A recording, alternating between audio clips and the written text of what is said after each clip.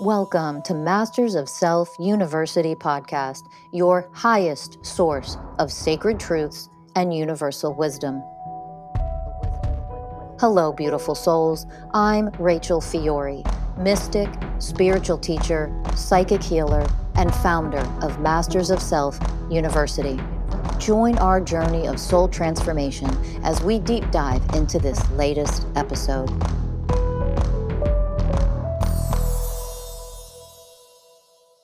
Hi, everybody, and welcome to this episode of Masters of Self University podcast. I'm your host, Ellie Lee. And I'm Danny Morley.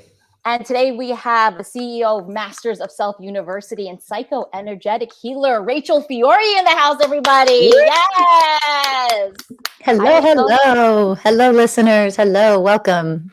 Yes. You came up with the topic today, which is, I think me and Danny will have a field day with this one, because if there's anything that I love, it's alchemy. And truly, what is it, and how do we really become alchemists? So I can't wait. I feel like I'm in class. I'm ready to learn. Yeah, so alchemy comes up a lot. I get a lot of questions. A lot of people ask me during psychic healing sessions that I do. It just came up today in a psychic healing session. Well, what is alchemy? You're alchemizing things, but what does that actually mean? And it's important that we understand what this actually means, because this is the true definition of healing.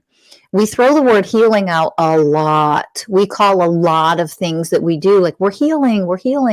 And in certain degrees and certain levels, absolutely you are, right? Except healing is permanent. It is a permanent change. So if something is being permanently changed, that's the true definition of healing, which means it's the true definition of alchemy. It's turning a piece of coal into a diamond. Once it's a diamond, it doesn't go back into a piece of coal. So alchemy and energetics means you are transforming the energies of things. That's a mental program. That's emotional program. That's your anxiety, your depression. Okay, these are just vibrational frequencies. They're just frequencies of energy that are flowing through you as an energetic being. And when you have things that get activated and triggered inside of you, old programs, unhealed wounds, your anxiety, whatever it might be, that is just a frequency that is flowing through you and expressing itself through you right now in this moment, in this whole lifetime, if you never, quote unquote, heal it. So why don't we actually permanently heal and only see temporary change sometimes, is because we are not alchemizing things. We are not moving through the energetic process of alchemy.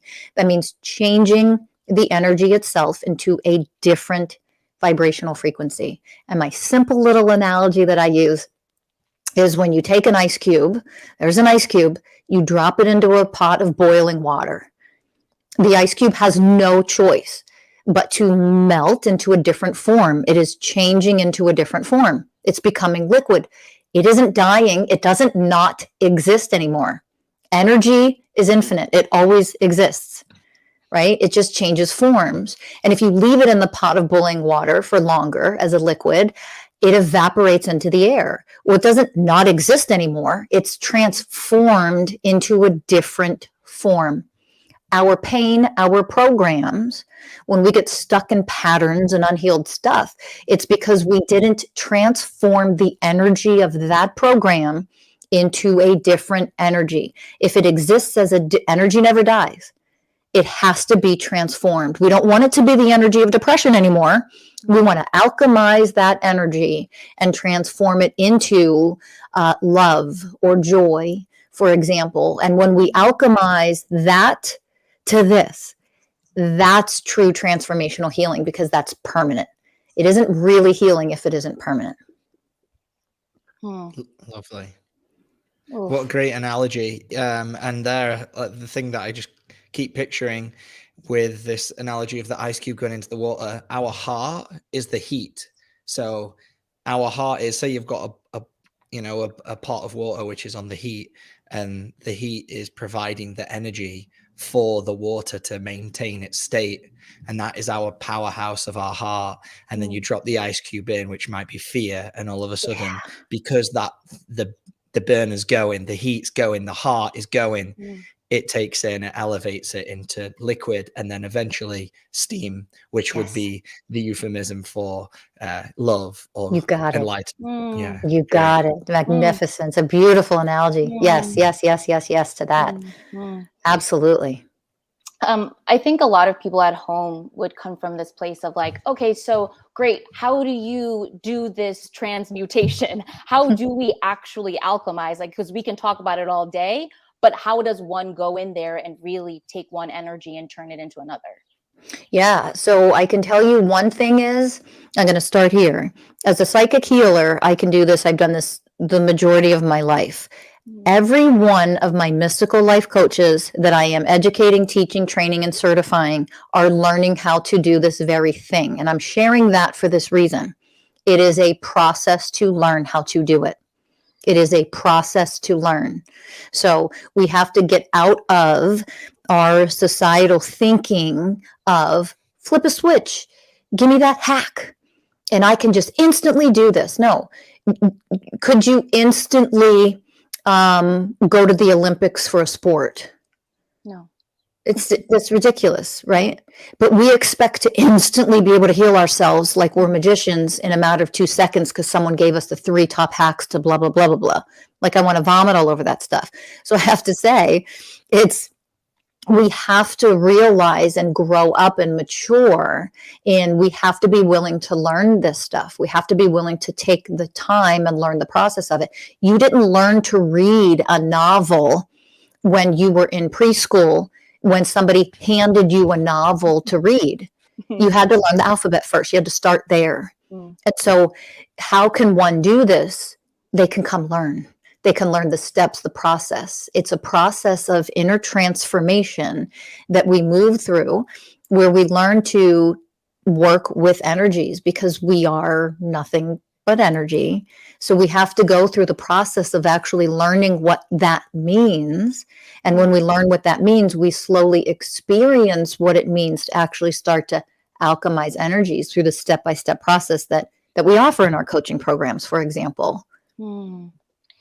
I feel like we live in a day and an age where it's all about immediacy and like make it work now. And if it doesn't work, then I'm out of here. And so I think that's why these hacks are so popular, because it's like, all right, let's just get it over with. But the problem with that is that you keep coming back. It keeps knocking back on your door. And so I feel like it's truly in the moments of devastation, or when you're on your knees, where you're like, all right, I'm going to listen, and I'm going to really try to do this by really tapping into the energy of love. And it really, people don't understand this gift of this knowledge and this wisdom until you're on your knees and you're alchemizing. And then it's this so I'm getting emotional. And then it's this remembrance of, oh, I'm home. Yeah. And I think that's like the most powerful thing that I've gained from, sorry, listen, I'm emotional. The power of this program for me was, oh, I'm just coming home to me, and it's bumpy and it's rough, and I'm like banging into stuff. But at the end of the day, it's always been just me. Yeah. And so when you understand that you are just love, and that's it, and you're just connected to everything, it really changes it. You understand the power of alchemy in those moments, because when you tap into that, there is nothing else, and that's the highest. So let's go home, and so I just wanted to share that. But it's beautiful. It's beautiful. And it's coming home to the truth of who you are. Yes. It's coming home to the truth of who you are, because the truth is that we are this power. We don't just have this power like it's outside of us. We are this power. Yes. We just also have been born and raised into the unfortunate beliefs that we are, these people who are powerless or don't have control over things, or they're not divine, or they are their anxiety, or they are their depression, or they are their PTSD, or they are no, those are just programs running through you, and they're ugly, and they're uncomfortable, and they're painful, and they sabotage they sabotage a lot. They ruin our ability to connect to other magnificent people and have beautiful, loving relationships. It sabotages all of that stuff. And we keep living like that because we have this, some people have this refusal, this resistance to just sink in, learn how to work with the truth of who they are. And the truth of who you are, and put it simply, you're an energetic being, right? That's the same thing as saying you're a divine soul having a human experience. You are made of infinite energy. Infinite energy. And when you realize that you are energy, it is a lot easier to then work with other energies. That means other people's emotions. That means your relationship with your romantic partner. It just changes and up levels everything in your life. Your ability to have create the desires that you want in life, or abundance and things, instead of trying to manifest. It's just, why do I have to manifest outside of me? It's so ridiculous that people still try to do this and they really believe in it. Just sink in and become the love that you are. Nurture yourself with love. Love is nothing but abundance. Abundance of all forms floods into your life in many different ways and many different avenues when you're just the abundance of love that you are. You don't have to do anything else. That's it. That's all you have to do. You have to work so hard. You have to try so hard. Yeah, it's so interesting because I think on TikTok too, the trend is like every kind of way to manifest the life of your dreams. So write it 1,000,000 times, rip up papers, blow it into the wind, put like a jar and put like a bunch of crystals in there. And it's like, there's nothing about heart. There's nothing about connection. There's nothing about going within. And the deeper you go into this work, you understand that you are abundance. And the only thing you need to do is go within and love all of these aspects of you. And then everything just flows to you because now you are vibrating at this frequency of just this flow. And I dip in and out for sure. But when I'm in that flow of abundance, it's so magical to see how effortless it is because you are that. Exactly. That's the beauty of it. You don't have to try so hard and put all this effort. The effort is put the effort into, well, what parts of me are scarcity? What parts of me are rigid? What parts of me are controlling? What parts of me am I withholding love? If I'm withholding love from myself, that's an energetic frequency. If I'm withholding love from myself in some way, and then I say, why can't I get the big break? Why can't I get the money flooding in? Why can't I get the whatever? Well, if you're withholding love, you're also withholding money for some people. There are very specific programs that you are running that means you are not allowing it to come in. Well, I am allowing. I'm saying all my affirmations. That's ridiculous. Stop it. Because if you're saying affirmations that go against the energetic programs that are flowing through you, you're not getting anywhere with affirmations. It's a waste of freaking time. It is a waste of time. It's a complete waste of time.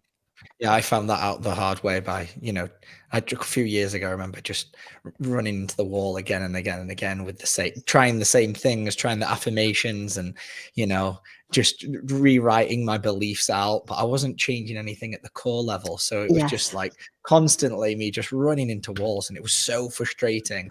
And I couldn't understand why until I then started doing this work. And now I have a completely different perspective and approach to when things might not be going your way. Great. Well, let's go inside instead of just saying, well, I am love. No, you got to go in and feel it. Yeah.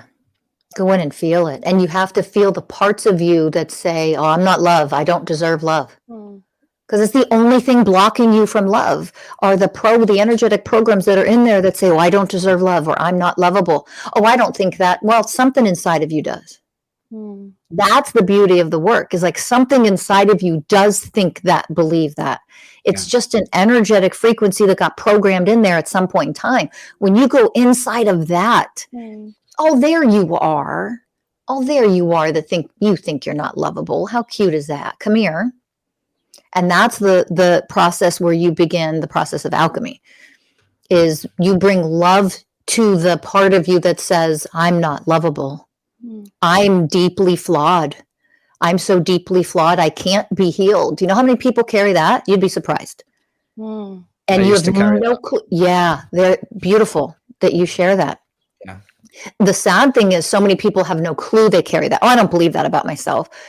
It isn't about what you believe. It's about what is in there that you don't know. Yeah. What is in your blind spot? Because that's what's sabotaging you in your life and your relationships. I was actually going to flow to this next because you asked a question, Ellie, you know, what is alchemy and like, how do we do it? But at the essence of it, until we're aware of what we're trying to alchemize, there's no point even like trying to learn like what it is, because a lot of us, myself included, we're running these programs and living out of these wounds and have no idea that that's what's going on. Like when I said earlier, like I was running into the wall, I didn't realize what programs were making me run into the wall. And so I was trying to change it by looking out this way, but the only way to change it is by looking in this way. Yeah, exactly. So that, to me, being on this journey, the self-awareness component of it, it comes before anything. So if you want to learn alchemy, first forget about alchemy and think about like, how am I how do I feel right now? How am I showing up right now? What am I doing? And that's what you have us do in the program, is break down kind of our psyche into all these different parts, and you get to really see, how are you showing up? Yeah. How am I actually showing up in the world? How am I actually showing up as a being, as a person, as a man, as a woman, as a friend, as a partner, as a lover, as a business associate? How am I actually showing up? And the more aware we can become of that, then we can alchemize the things that are, ooh, oh my gosh, I'm showing up as that. Oh, I don't want to be that, but that's there. Now we can go in and do the process of alchemy, of just transforming it permanently so that it is not a part of how you show up anymore. It doesn't have to be your existence, but we have to first be willing to see this is actually a part of me. And it's, well, how do I know what's in there? It's, well, first of all, you're the common denominator in every relationship you've ever been in. In every situation you have ever been in, you're the common denominator. If you don't like what is happening around you, there's aspects that you're struggling with, that you're frustrated with, that you're brokenhearted about. It's that something is in here that is making this be my reality. And you start there, right? And then you go into, well, you know, what is my mind saying? What are my mental programs? What are my emotional programs? What is the pain that I'm feeling right now? That right there is telling you what needs to be healed. It's right there. It's always right there. Yeah, the pain is visceral. Very. And it just... I see the emotion too in everybody. And what's coming up for you, Danny? Yeah. I mean, your words just speak so truthfully to my heart. It's yeah, I feel it. I feel what you say, and it's so real. It's so real. Yeah. And this is what it's all about, right? Is feeling that when you're saying the words, and it's just it's spot on. It's everything that I've learned about, and yeah, I really feel it. I love this work, and I love your words. Thank you. Yeah. Thank you. I think Ellie feels the same. Yeah. We're bringing up all the emotions today. Yeah, but I think you know, one thing you always said that stuck with me is pain is one of our greatest teachers. And that's really played in my mind over and over again of you're not here to punish me, you're here to show me. And I'm gonna leave this session with you with a gift. And so it helps to understand that I don't have to suffer, that I can love the parts of me that are suffering, but that I accept and honor the pain as I walk alongside it, but that I don't need to become all the extra parts of it. And I think there's so much power in that, because then you just move a little smoother, and you're not like limping and bleeding. You're together, and I feel a lot of gratitude and love for it. And that's how you become more powerful along the way. That's the other beautiful thing, is you become more powerful along the way. You know, a lot of people still are so misguided, and they misunderstand that pain is there as a teacher. And instead of demonizing pain, becoming a powerful divine being is to fall in love with your pain. It is to go inside of the pain and love it and nurture it. It is there for a reason. You are hurting for a reason. You're hurting for a reason. Why are we going to demonize the pain that needs love, not hate? Like, that's the aspect of hating ourselves. When we refuse to honor our own pain, that means we're refusing to honor ourselves. Because there's a part of us that the pain is moving through in order to teach us something, to show us something, to challenge us to become something different than what we were before. And we won't do that if we feel good all the time. Positive vibes only crap again. It's, if I have pain right now, that pain is my teacher. It is there to communicate with me. It is there to show me, to tell me, to teach me. And if I embrace that instead of demonize it, if I embrace it instead of run from it or hide from it or cope or avoid, it's, I embrace that. I go into that pain, and I am now in my pain, allowing myself to be taught, to be led, to be guided. That is how I'm becoming more powerful. My willingness to go inside of the pain and nurture it and love it and open myself up enough to receive what it is here to teach me. That's divinity. Doesn't mean divinity doesn't fucking hurt sometimes.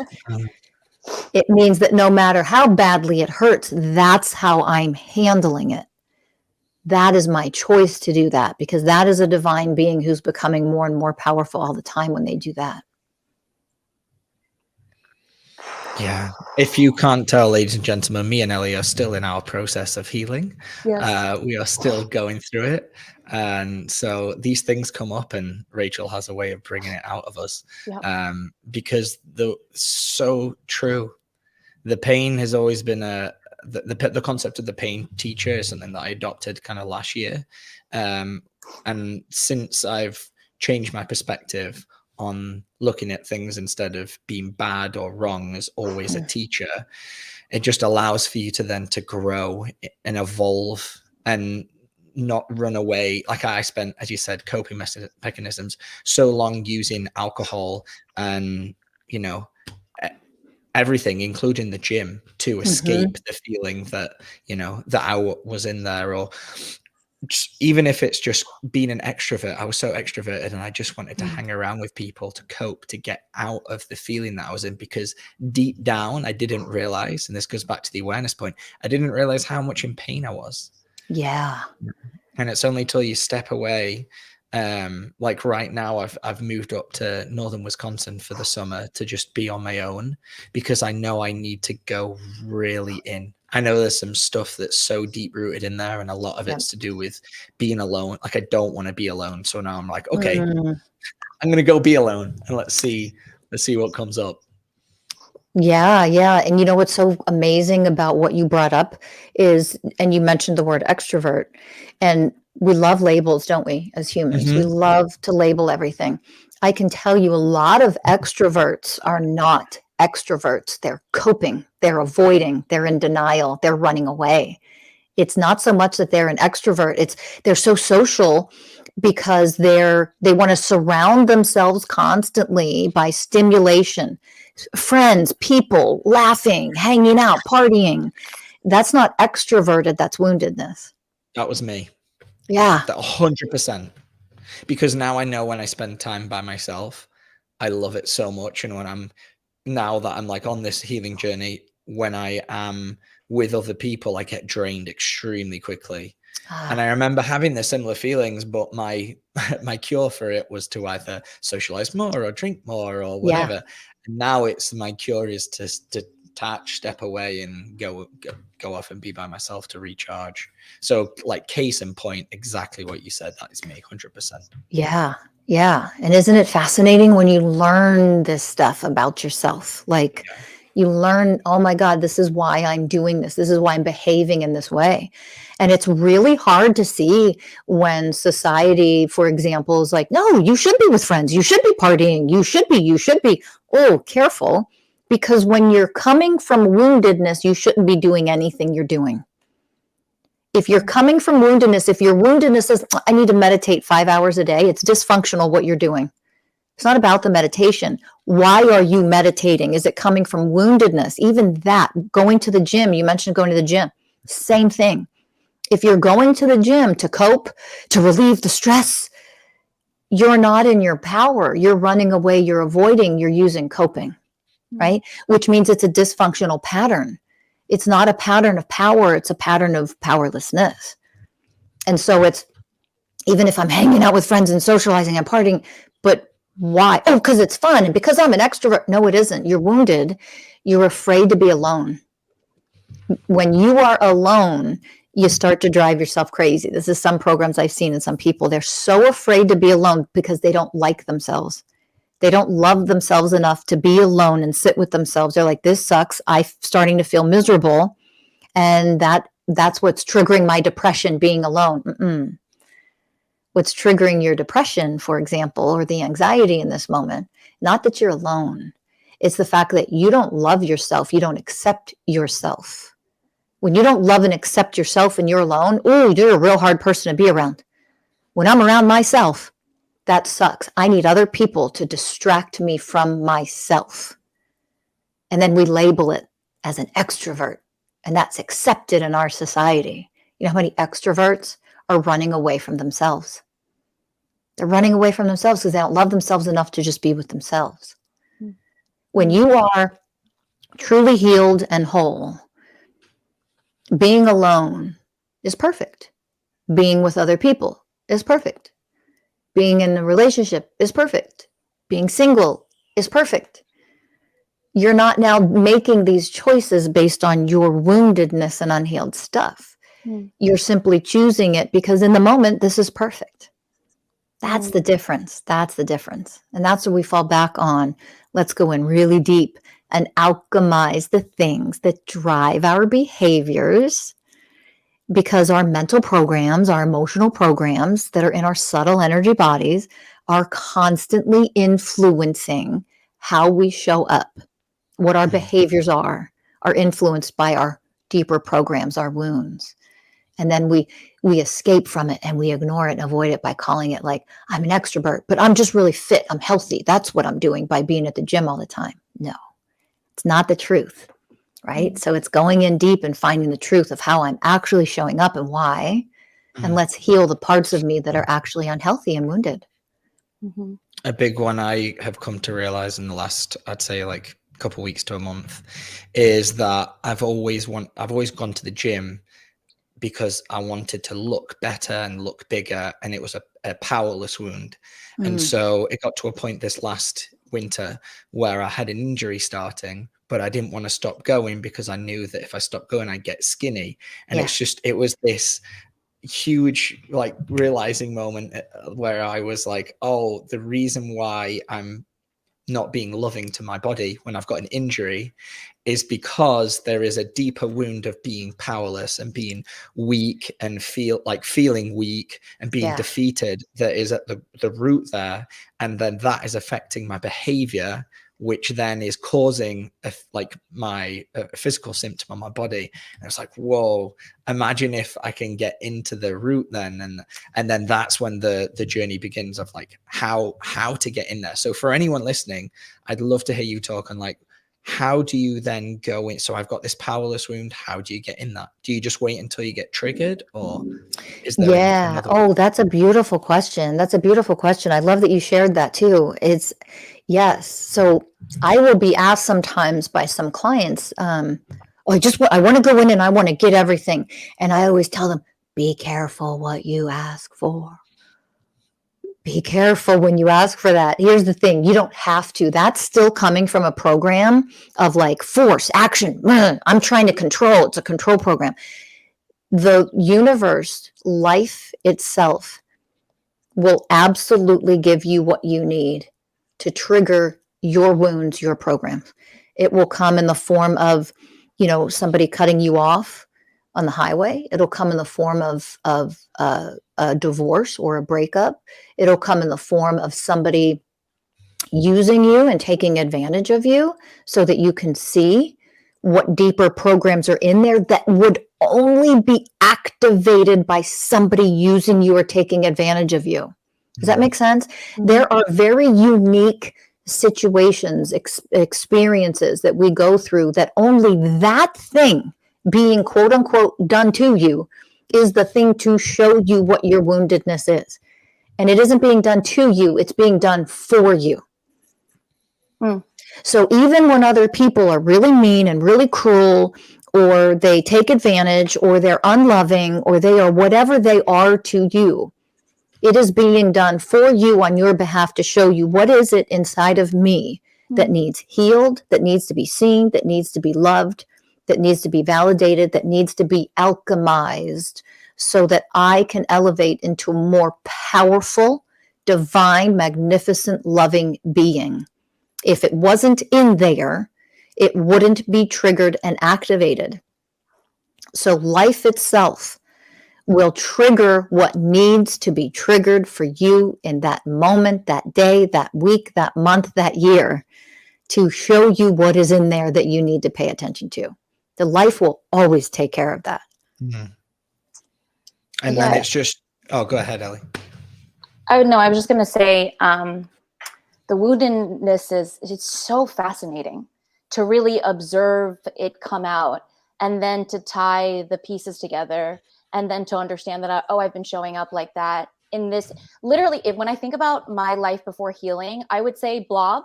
That's the word that comes up. I didn't know what was left or right, what was up or down, what I was feeling, what was going on with me at all. And to understand the wounds, to see the wounds, to feel the wounds, to know how long they've been there.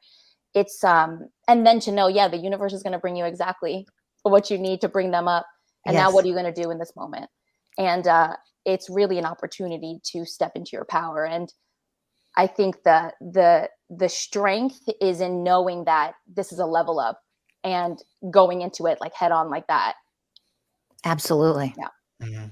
Because if you don't, that's when you get lost in the pain, and that's when it turns into suffering. Right. Yes. But as long as you have that awareness of, this is going to suck. Mm-hmm. This is going to suck, but climbing a ladder here, every step's going to take me higher. Yes. Exactly. Yes. Exactly. Mm-hmm. And Ellie, you said a key word, opportunity. That even in this painful moment, it is an opportunity. Even though this sucks, you will never hear me tell people, I will never say to you that in these moments, it doesn't suck. Yes, of course, life really sucks sometimes. It is painful. Something comes and it isn't about, I just attracted this to me. No, life is giving this to you to either heal, see what needs to be healed, or it is giving something to you to give you the experience, life experience, for the opportunity to expand and go the next level up. That's it. That's what we're here to do. We are here to expand. We are infinite beings, so growth is never, ever going to stop. We can resist growth, and then we create more suffering. We can refuse to grow and elevate, and then here comes the painful lessons and more suffering. Like it's ridiculous what we do to ourselves. Or something can come in and be like, wow, this is challenging. Or you don't see me at all. What the hell is going on here? Or what the hell are you projecting onto me? Okay, let me ground, let me center. First, is this activating any wounds? Am I coming from programs? Am I coming from wounds? Or is this triggering like this is challenging. Somebody in front of you might be totally acting like an asshole or very selfish or whatever it might be. This is challenging me to become something higher right now. So what is it in me that needs to go higher, that would benefit from elevating and becoming a higher level of myself? You see it? When we can do that and embrace this, wow, you're really kind of triggering me. You're challenging me because the way you're treating me, this is allowing me an opportunity. There's your divine opportunity, because we have free will choice. We don't have to take it. We can turn into an asshole ourselves. Or we can embrace this and say, what is it that I meant to learn? What is it that I meant to learn? And sometimes there's a job that you have and you're doing a terrible job. You might be getting fired. What is it that I'm meant to learn? Well, there's skills here that you don't have. You're not the greatest at these certain skill sets. What is it? Learn them. You're being challenged to learn something new, even if it's just that in a company, for example. I'm not showing up with this skill set and I got fired. Oh, life is terrible. No, it isn't. Life is telling you to gain those goddamn skills. What do you mean life is terrible? How would you know to gain those skills if you didn't get fired for the skills that you didn't have? Life is perfect. That's how it shows you. Life will always show you what you need to become. Life will always challenge you to become something more. Why more? Because you're infinite, for crying out loud. That's why. Oof.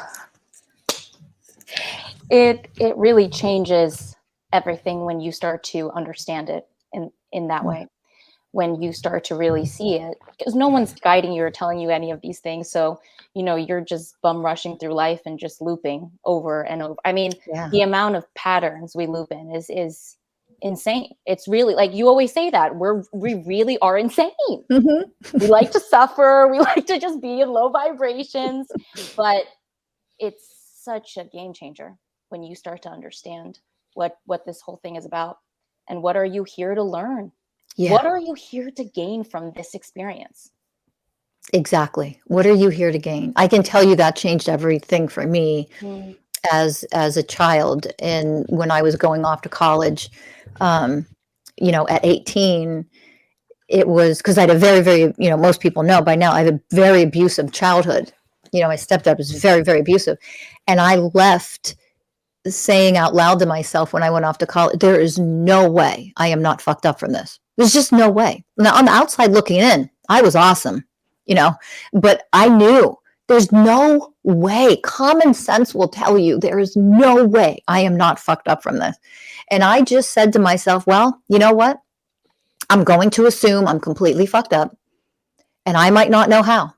I might not know in what ways, but I am making a vow to myself that I will find out what ways I'm fucked up and I will heal that. It was a vow to me. I am going to heal.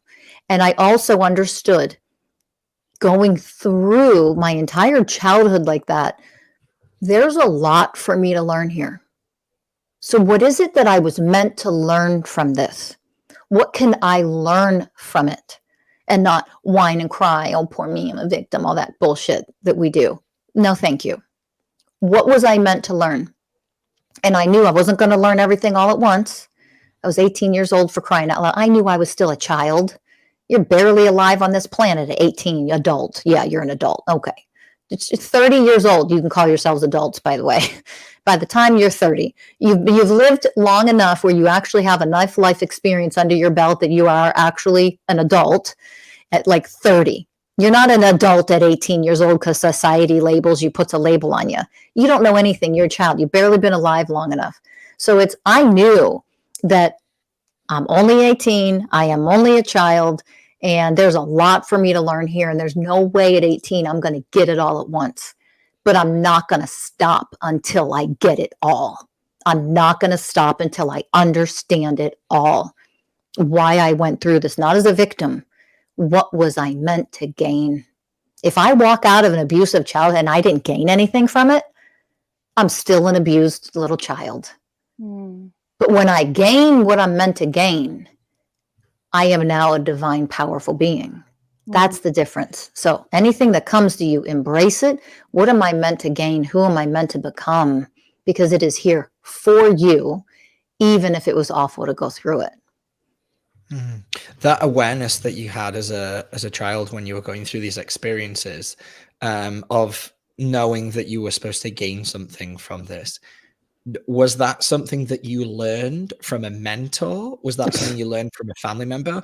Good God, or no. was it in you and you believe that like that was part of your soul's mission and it already kind of like knew it inside? And exactly. Yeah. So I didn't have a role model I didn't have any of that. I had nothing. I mean, I wanted one, but no, It was, my soul was just like, this is what you're here to do. Get it together. Learn it. Because you come in, your human self doesn't catch up usually for a long time, but your soul always knows. So my soul knew I was here to be a spiritual leader. I was here to be a spiritual teacher, that I was here to teach this to people. I didn't know that as a little human going through my experiences yet.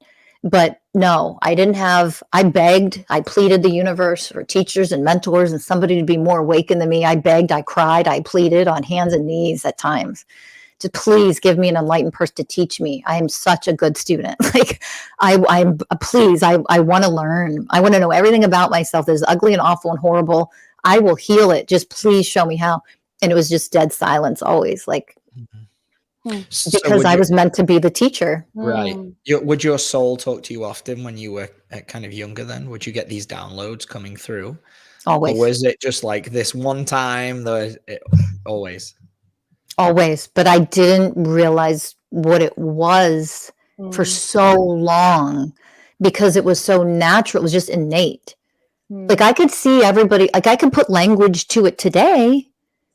Decades later, at the time, I couldn't use this language. I didn't understand. I could see everybody's programs. I could see everybody's energies firing off, all their wounds, all their shit. And then I'd talk about it and I was an alien. Don't you see that? Like I couldn't comprehend. It was so frustrating for me. I couldn't understand why people couldn't see what I was seeing. But you look at it and throw you in a loony bin because where I'm from, if someone was talking like, "Oh, she's crazy, give her some pills," Yeah, that's the culture. Yeah, and you learn real quick to shut up. Right. I mean, I had to shut it down. You learn to be quiet because no one else can see this and know this. It's right in front of your face. It's so obvious. It's very lonely. And again, I didn't have the teacher, the mentor, to be able to allow me to understand. This is what this is. These are the psychic gifts. You're here to do that. No, it was just you were left in the dark. But even that was part of growing and expanding. Even that is part of the growth. What am I meant to grow into and become? Because I'm left here alone by myself, nobody to help and understand. Even that, it's like, okay, what am I meant to become because of this? Go ahead. Do you remember the first moment where you really understood alchemy? Oh, I just brought it back, by the way. I love bringing it back. But do you remember the first time where you truly understood alchemy? That's a good question. I have to think about that for a minute. That's basically what my question was, because my question was going to be, so like, did anyone teach you alchemy, or was that something that you was that something that you naturally started like figuring out, like intuitively, and then over the years, like, you didn't know what you were doing until one day you maybe heard the word alchemy and then like, oh, that's what I've been doing for the last 10 years. But that is more that's really the process of how it kind of unfolded for me. I would intuitively, I always get the download. I'm just always that aware. I just always had those psychic abilities, and I would just do things with energy and then see the results. And I'm like, oh, well, that person couldn't walk, and now I did this for a few minutes and they're up and walking. Understanding what happened in that moment was that's what I had to learn. Many, many years ago, when I first relocated from the East Coast to the West Coast in the United States, I joined like healing groups and stuff just to get to know people and try to, connect with people out here. I didn't know anybody in California. And when I would join these healing groups, the one person who was having these at his house was like doing some teaching on healing. And they would come over and ask me, all these different people on the tables, everybody heal and do whatever. And they would ask me questions. He's like, well, so do you mind if I ask, like, what are you doing or how are you doing it? And I would share, and he would just look at me like, wait, you're doing what?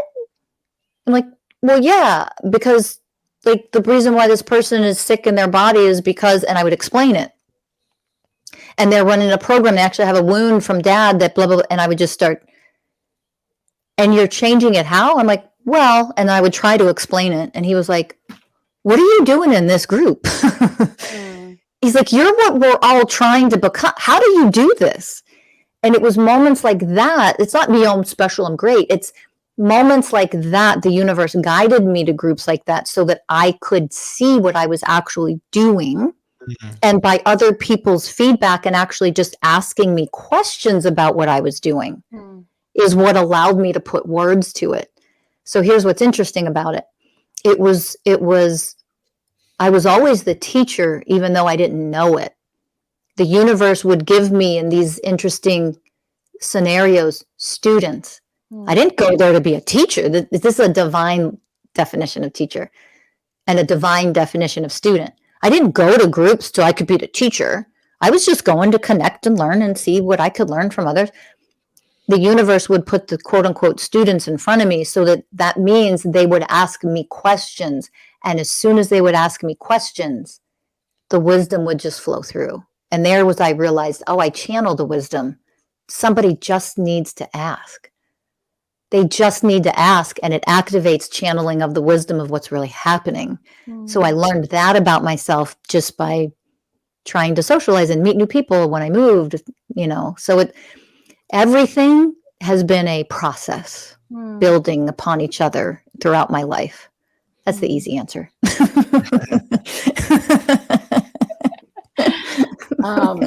So beautiful. And I don't, it's really interesting to hear how you got here because, you do work that literally, you're sharing wisdom with us that helps us heal ourselves and giving our power back to us and letting us know that, yeah, you can do it. And here are the levels that you can reach. And so, for someone out there who wants to join and wants to learn about all of this and begin their healing journey, what would you say? I would say immediately go to mastersofselfuniversity.com, because the whole reason why, when I say I created mastersofselfuniversity.com, it was created through, I'm just a vessel for what's meant to be created. This isn't Rachel's thing. It's divinity wanted this to be created, and I'm one of the vessels that's here to create it. So because of that, Masters of Self University really is here for you on your journey to alchemize, to heal, to elevate everything, right? To become more wisdom and more conscious and more of that divine being that you innately are. And so because of that Masters of Self University is here for you. So join it, become a member of it, get coaching from one of our incredible mystical life coaches. They are amazing. Just come check us out, participate in a live, psychic healing event when we have them. Just come participate and be a part of the community in whatever ways you can.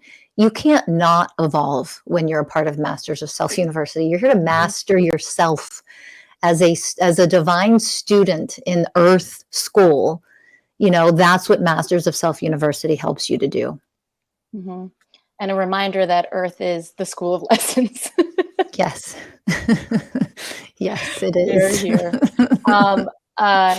Thank you so much for always being here and sharing so much wisdom and just letting us learn so much. We're so grateful for you. Everybody at home, leave a comment, share this episode, subscribe, leave a rating, and check out www.mastersofselfuniversity.com. Until next time, we will see you then. Bye. Bye, everybody.